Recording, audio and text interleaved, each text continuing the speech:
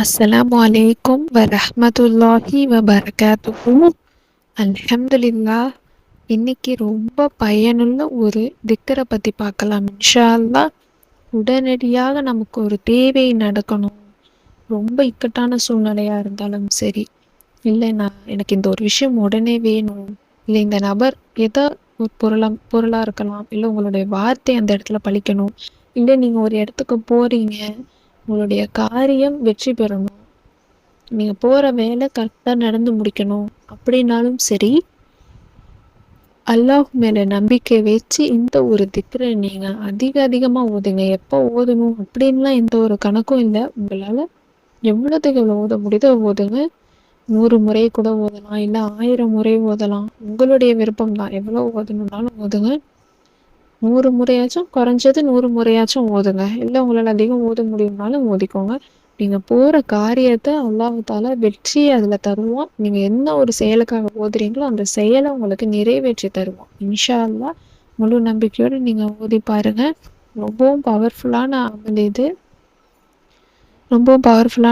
இது. நீங்கள் இந்த அமல் நபி ஸல்லல்லாஹு அலைஹி வஸல்லம் அவங்க ஓதி பலன் கண்ட ஒரு அமல். இதை குறித்து ஹதீஸ் கூட இருக்கு. அலி ரலியல்லாஹு அன்ஹு அவங்க அறிவிக்கிறாங்க, பத்ரு போர் நடைபெற்ற போது யுத்த களத்தில் இருந்த நான் 3 முறை நபியின் கூடாரத்துக்கு சென்றேன். நபி அவர்கள் சஜிதாவில் இருந்து கொண்டு யா ஹையூ யா கையூம் என்று துவா செய்ததை நான் கண்டேன். அல்லாஹ் எங்களுக்கு வெற்றி அளித்தான். இது நூல் நசையில இடம்பெற்றிருக்கு. நபியுடைய துவாவின் காரணமா பத்ரு போர்ல வெற்றி கிடைச்சது மட்டுமல்ல, யுத்தம் தொடங்குவதற்கு முன்னாடியே, அந்த போர் நடக்கிறதுக்கு முன்னாடியே வெற்றியுடைய நம்பிக்கை சொல்லப்பட்டுருச்சு. நம்ம தான் ஜெயிப்போம் அப்படிங்கிறத சொல்லிட்டாங்க. அதே மாதிரி எதிரிகள் யாரெல்லாம் கொல்லப்படப்படுவாங்க, எந்தெந்த இடத்துல அவங்களுக்கு கொல்லப்படும் அப்படின்ட்டு முதற்கொண்டு நபி ஸல்லல்லாஹு அலைஹி வஸல்லம் அவங்க சொல்லிட்டாங்க. நபி ஸல்லல்லாஹு அலைஹி வஸல்லம் அவங்க பத்ரு யுத்தத்தில் அந்த போர் நடக்கிறதுக்கு முதல் நாள் ஃபுல்லாகவும் அல்லாஹ்ட்ட துவா கேட்டுக்கிட்டே இருந்தாங்க, எரிஞ்சுக்கிட்டே இருந்தாங்க. எல்லாம் எங்களுக்கு வெற்றியை கொடு, நீ வாக்களித்ததை எங்களுக்கு நிறைவேற்று அப்படின்னு அவ்வளோ தூரம் துவா கேட்டாங்க. ஏன்னா அவங்களுடைய எண்ணிக்கை எதிரியோட எண்ணிக்கையோட கம்பேர் பண்ணும்போது ரொம்ப கம்மி. அப்பயும் அல்லாஹ் தாலா அவங்களுக்கு வெற்றியை தளிதான். எப்படி அப்படின்னா, வானவர்களை அல்லாஹ் 1000 வானவர்களை இறக்கி அவங்களுக்கு வெற்றியை கொடுத்து பத்ரு யுத்தத்தில் ஜெயிக்க வச்சான். அவங்க அவ்வளோ தூரம் துவா கேட்டாங்க, யா ஹையூ யா கையூம் அப்படிங்கிற வார்த்தையை அதிகமாக ஓதுனாங்க.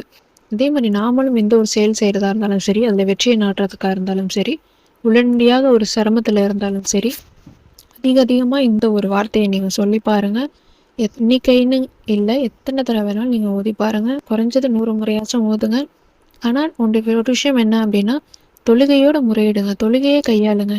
தொழுகை தான் முக்கியம். தொழுகையோடு நம்ம ஒரு விஷயத்தை கையாண்டா தான் அதில் வெற்றியை அல்லாஹ் தருவான். அதில் அப்போ தொழுகையில் நம்ம அல்லாஹ்விடம் நெருக்கமாக ஒரு நேரம், சஜிதா ரொம்பவும் நெருக்கமாக இருக்கிற நேரம்.